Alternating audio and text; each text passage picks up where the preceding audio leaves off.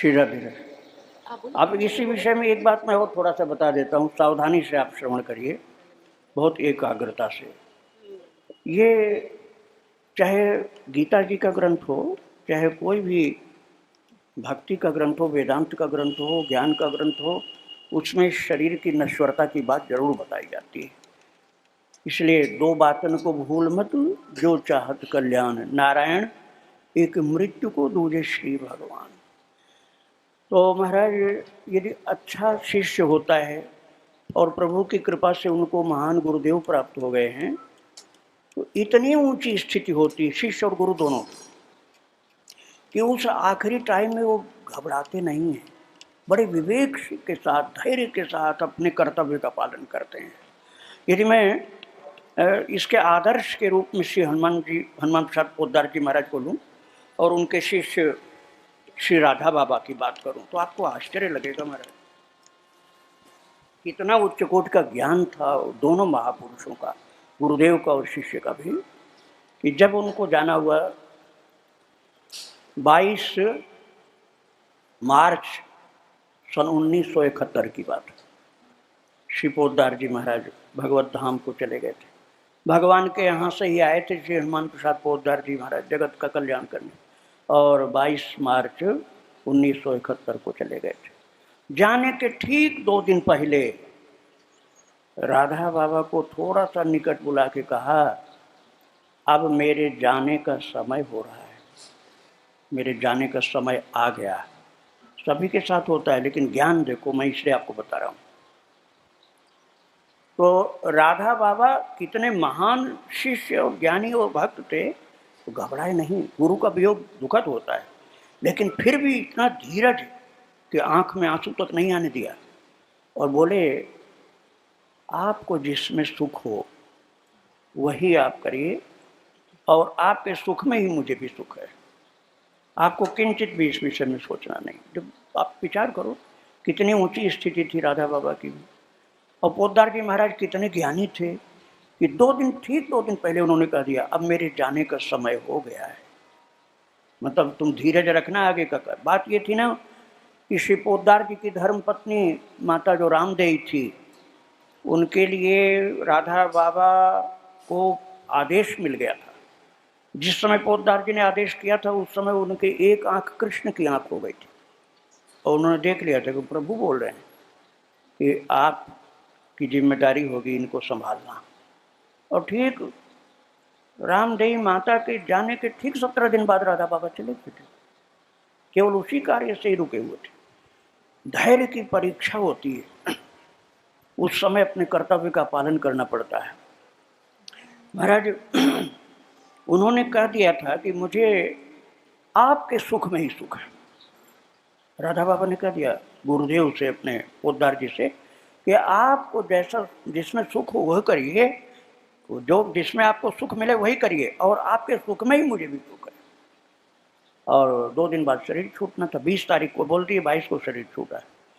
तो सुबह सुबह आ गए उनके पास और बोले कि यदि आप मेरे सामने ऐसा नहीं करना चाहते हैं, मेरी अनुपस्थिति में आप चाहते हैं, तो मैं अभी जा रहा हूँ परिक्रमा करने। वहाँ गिरिराज जी बनाए गए हैं गीता वाटिका में।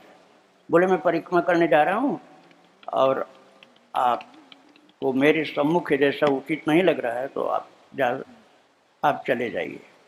और लौट करके आए, देखे तो बिल्कुल ठीक है। फिर इसके बाद स्नान करने गए, और स्नान करके आए तो उनको लगा श्री राधा बाबा को कि अब ये जाना चाहते हैं।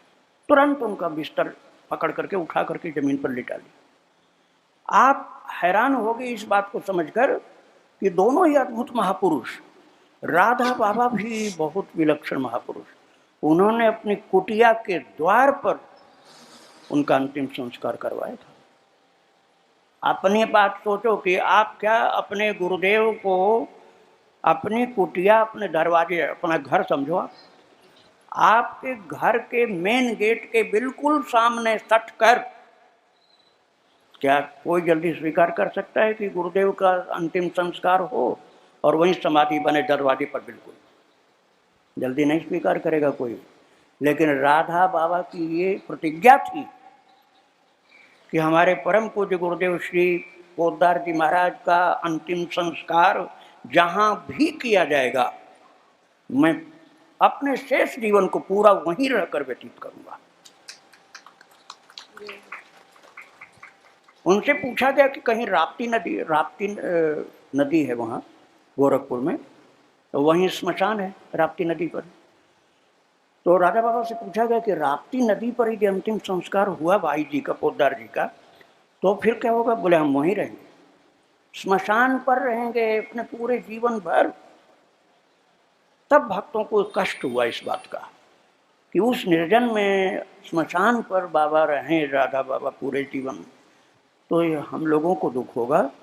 इसलिए पहले गीता प्रेस से आज्ञा ली गई, क्योंकि गीता वाटिका गीता प्रेस की जमीन है। तो सारे ट्रस्टी बोल दिए जैसी बाबा की इच्छा हो सके। बाबा ने कहा मेरी कुटिया के ठीक सामने अंतिम संस्कार होना चाहिए, ठीक सामने, बिल्कुल दरवाजे के सामने। और उसमें गवर्नमेंट से भी परमिशन लेनी पड़ी, क्योंकि वहाँ स्मशान तो था नहीं, लेकिन वहीं हुआ। और महाराज परम सुख था उनको, राधा बाबा को परम सुख था।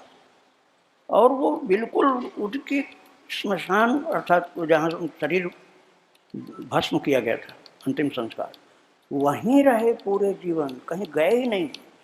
पहले तो एक टीन शेड छोटा सा था, बाद में वहीं पर कुटिया उनकी पक्की बना दी गई। और महाराज आप लोगों को आश्चर्य लगेगा, किंतु ये बात सत्य है कि उनका शरीर समाप्त हो गया, भस्म हो गया, राख पड़ी थी, बाद में समाधि बनी मिट्टी की, अब तो पक्की समाधि है वहाँ पर। लेकिन उसी जगह पर श्रद्धावान तो मान लेंगे, गौर लोग नहीं मानेंगे कि उसी जगह पर राधा बाबा को, जहाँ पोद्दार जी का शरीर भस्म किया गया था, अंतिम संस्कार हुआ था, उसी भस्मी में, राख में कन्हैया का महारास प्रकट होता था और राधा बाबा दर्शन करते। इसीलिए गीता वाटिका को साक्षात वृंदावन कहा जाता है। गोरखपुर में गीता वाटिका को साक्षात वृंदावन माना जाता है। और वृंदावन के बड़े से बड़े महापुरुष लोग वहाँ जाते हैं, पहले जो हुए वो भी जाते थे, आज भी जाते हैं। तो दिव्य होता है शरीर, शिष्य के लिए गुरु का शरीर दिव्य होता है। और जो शिष्य सच्चा गुरु भक्त होता है, उसका जो दिव्य प्रेम होता है गुरु के प्रति, वो भी अनोखा होता है। इसलिए एक अद्वितीय उदाहरण है जो मैंने आपको बताया।